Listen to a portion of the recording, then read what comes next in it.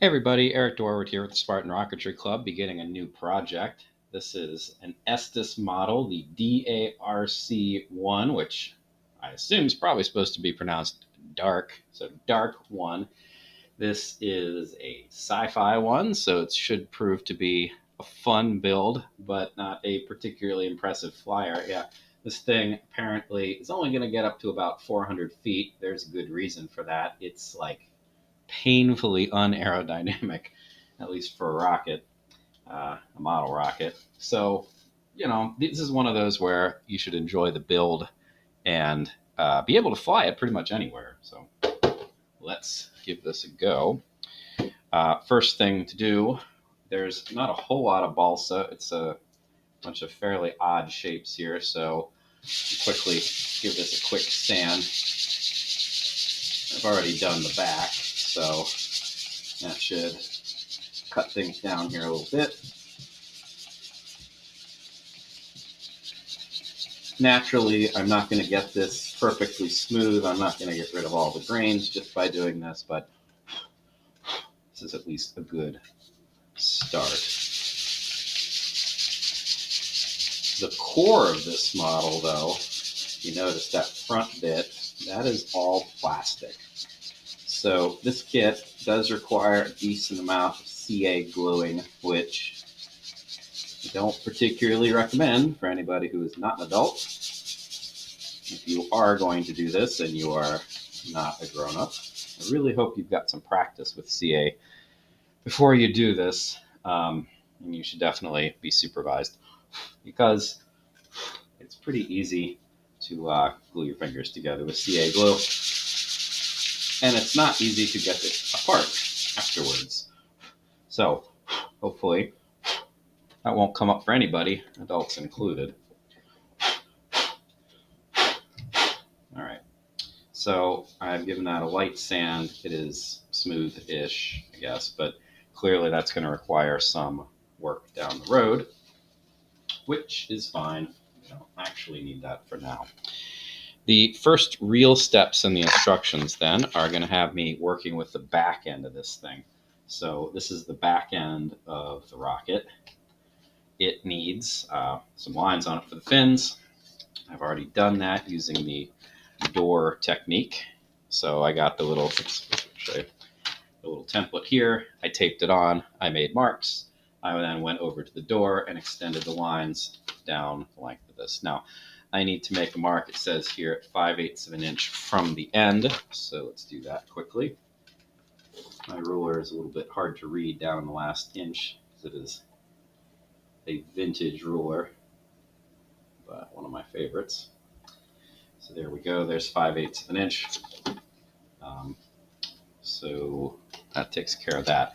Now, the instructions for this, I'm sure they're written this way for a reason, but they do kind of hop around, or I'm going to hop around a little bit for a variety of reasons, not the least of which is there's a decent amount of time that I'm going to have to spend waiting for stuff to dry. Now, the next thing that I'm going to bother myself with is I'm going to put in the engine block, which means I need to fish it out of this bag here. And there's a lot of stuff in here. Some of this I'm going to immediately throw away, like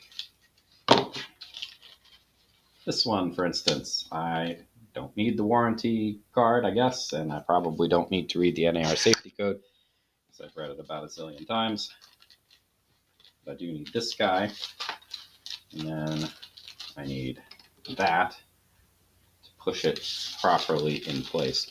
By the way, this one uses an engine retainer, which are nice, but this is one of those things that I'm going to apply at the very, very, very end after everything's painted, because I sure don't want paint getting into the threads and the screw, and it's black already, and that's the color it's supposed to be. So not going to mess with that. All right, what I do need is some glue and a dowel. So my dowel is nicely glued to my piece of scrap, or I spew out the glue. This needs to be placed 2¼ inches from the end that I put the mark on. So, like about that far in. I'm not going to worry too much about measuring it, but if you want, make marks on your dowel stick and go from there. They'll give you a good estimate as to where it goes. Now, it's not terribly important that you put the glue precisely at 2¼ inches. You just want it somewhere in that general vicinity, and preferably like closer to the back end than the front if you're going to err either way, because eventually we're gonna use the yellow tube there to get the exact location where we want this. So I am brushing my glue on the inside of the tube here. Looks like I might need some more.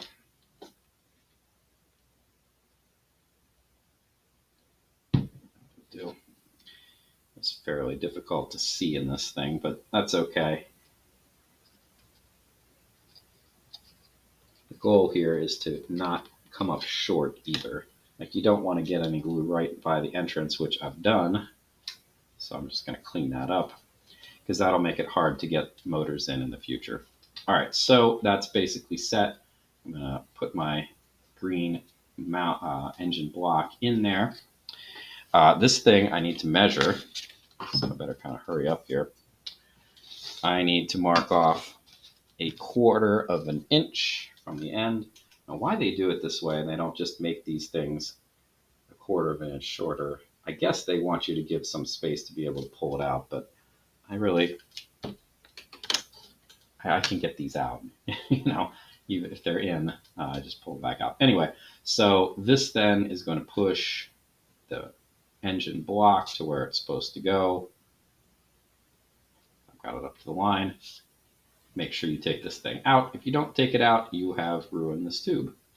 And there, done.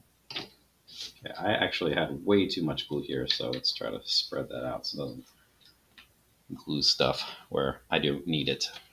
All right, so that actually took care of a decent amount of the work on the front page here, which is nice.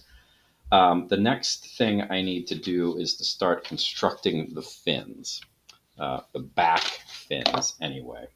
So this needs to dry anyway. So now I'm going to cut some of these out. Let's actually close my glue. Break out the hobby knife.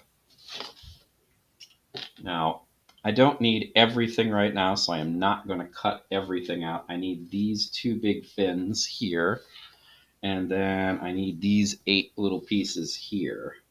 So I'm going to start with these, I guess. These should be easy to pop out. It looks like, I'm not entirely sure, but remember, the goal here isn't you don't need to recut all these lines. You just really need to cut where the little burrs that hold them in place are. And it looks like there's 2 burrs on the right side and 1 on the left. So that should be easy enough. Okay. Let's see how we did.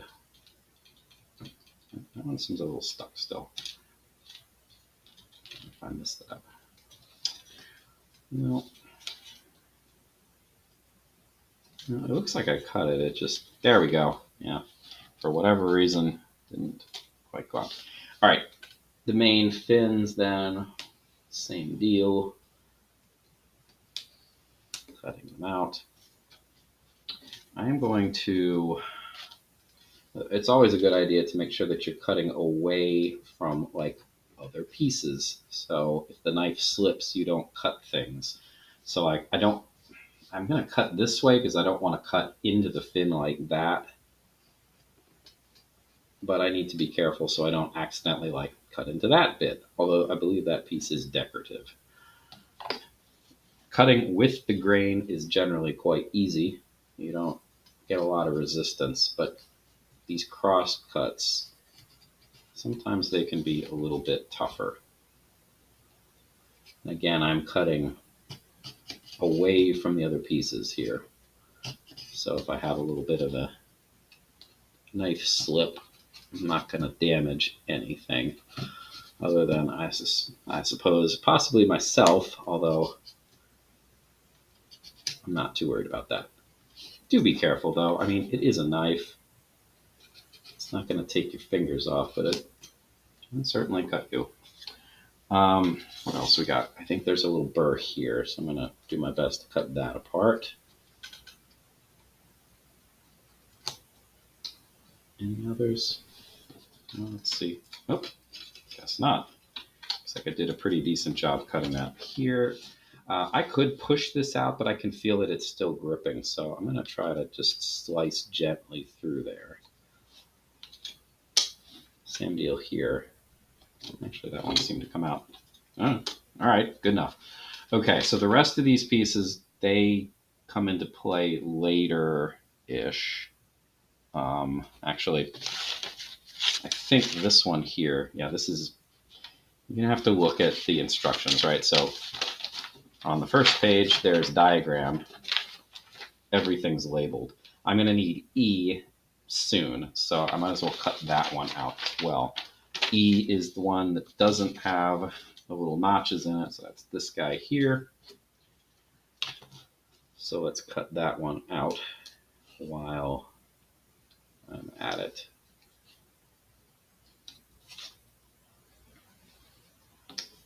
Came out very easily for whatever reason. The rest of these two go on the upper part. No idea what that is or that. Yeah. I don't think I need any of these for a while. If I do, I guess I'll come back to it. So off that goes. Now, the remaining thing that I need to do here is these are supposed to be like wings, so they are not going to be they're not going to be identical copies of each other. However, what is going to be identical is I need to get the burrs off here. So let's grab some sandpaper, and I'm gonna. These will be easy enough to sand off this way just by lining them up. Oops. Good enough. The bottom ones, they should go off nicely too, potentially making awful sounds, hopefully not.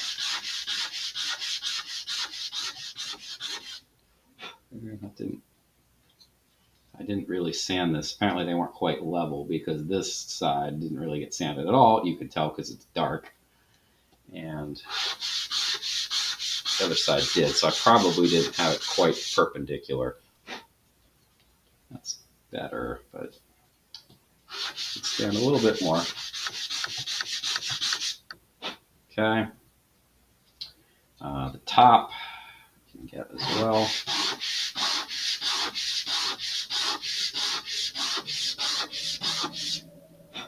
Good rule of thumb is sand until it's white. The black part is where the laser has cut it, so it's dark. It's been burned. The white is the wood itself. Now, I see 3 more burrs that I need to get rid of, but I'm not going to be able to just stack them up and sand, unfortunately, here. I'm going to need to get my sanding block. But before I do that, let's get the burrs off this piece. This feels very soft. I'm not sure why. Usually, I don't know, it might be the fact that it's just one, but I don't know. This piece feels like it's not offering much, if any, resistance to the sandpaper. All right, so that's taken care of. Now, these remaining ones, you can do with the sanding block. I might as well. So we could try going like this, or like this. Check and see how it did. But that last burr on the very edge of the fin, I suspect that I'm going to have to do that with just a little square of sandpaper. That's pretty good. It's not completely down to the white, but the burrs are gone. This last one's probably easiest to just grab a piece of sandpaper like so, because it's kind of delicate work. And that's good enough. If you want, you can get rid of the dark coloration here too. It makes it easier to get the paint color right down at the end, but it's not going to affect the aerodynamics of this at all. All right, so these are sanded down. Get rid of that again. Now, typically we would end up rounding the lead edges here. The instructions don't say to do that. So I would say this is optional if you want. It's generally better to have rounded edges. The only problem with this is that these little bits, which, by the way, probably should have sanded them down too. In fact, let's do that because there are burrs on the underside here.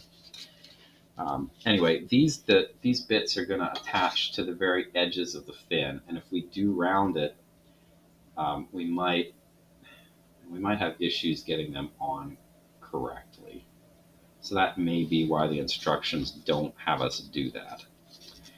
So I'm not going to try to round or to sand off the burrs on all of these simultaneously. So I've grabbed 4. It's probably as many as I want. The top I'm going to be very gentle with.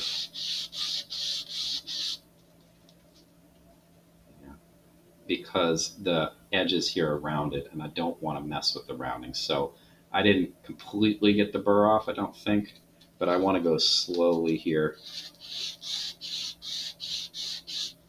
because I don't want to mess with the burr or to mess with the rounded leading edge. Okay, so that's good. There's 4 of them.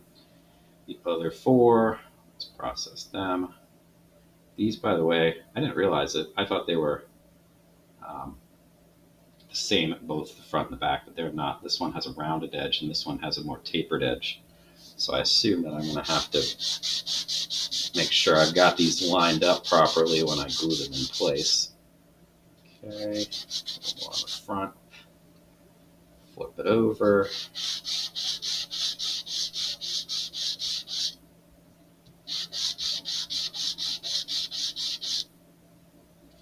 little bit more. All right, good enough. Hopefully that's all the sanding we have to do for now. All right, last thing we're going to do then, at least for this part, is we're supposed to glue all these things together, let them set, and then glue them to the edge of this thing. Okay, I mean, good enough. I think what I'm going to do is just go kind of one at a time here, and I'm going to go light on the glue. This is not a structural element. Jeez, there's a little bit of glue up my dowel. Got on my fin. That's annoying. This is not a structural element, so it's not like the glue here is mission critical.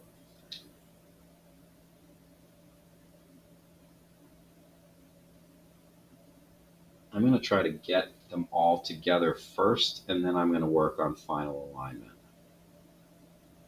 And again, light on the glue. This is not a lot of surface area, and I don't want glue slopping all over the place here. I'm probably going to get glue slopping all over the place, kind of regardless of what I want here, because I would say it's like borderline unavoidable because it's so small.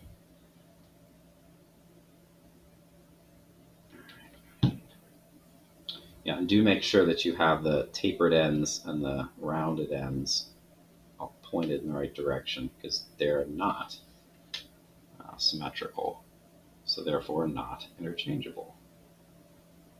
All right. So there are all the pieces. I'm gonna do the alignment. I'm gonna do it. I'm gonna use my ruler here to get them all squared up at the front. And then I'm going to just kind of push them down to get them squared the other direction. Yes, there's glue here, so that's sticking to my mat. You might want to do this on a piece of wax paper. And I'm going to check the square this direction as well. That actually doesn't look quite right. Looks like I need to push the near end. There we go, back a little bit. That looks better. Yeah, that's a lot better. All right, so that's one. Let's do, it's probably unnecessary to, you know what? You don't need to watch me glue the other one. Let's just glue it in place. There isn't a top or a bottom to these as far as I can tell, but just do yourself a huge favor. Do not make two identical copies. These are wings, not fins, I guess. So yeah, they go like this, right? And so where exactly do they go? Well, it looks like I'm supposed to line it up with the edge here, and it's just barely going to fit, it looks like. The instructions say to put glue here. I don't want to do that. I want to put glue on this side. I'm not sure why it would want you to put it here, because you couldn't know exactly how much you needed to cover the right surface area. This seems like a smarter way of doing things. Of course, maybe there is a reason that I'm unaware of, and if so,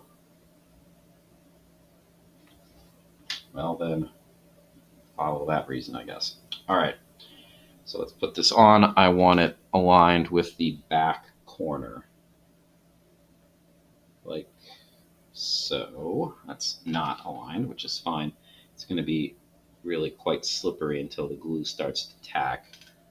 To get things in alignment, I'm going to use my ruler. I'm just going to push it in place.